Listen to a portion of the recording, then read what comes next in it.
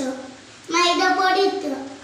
എന്നിട്ട് എന്താ നിങ്ങൾക്ക് ഇഷ്ടമില്ലാത്ത ഇതാക്കിയാൽ മതി, മുട്ട ഒഴിച്ചാൽ മതി. ഇപ്പം ഞങ്ങൾ എന്താ 2 മുട്ട ചേർത്തിക്കണേ. ഇനി എന്താ ചക്കര ഉപ്പ്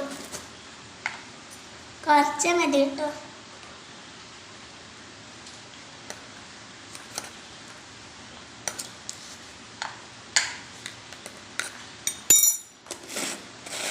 ഇനി നമുക്ക് ഏലക്കായാണ് ആവശ്യം.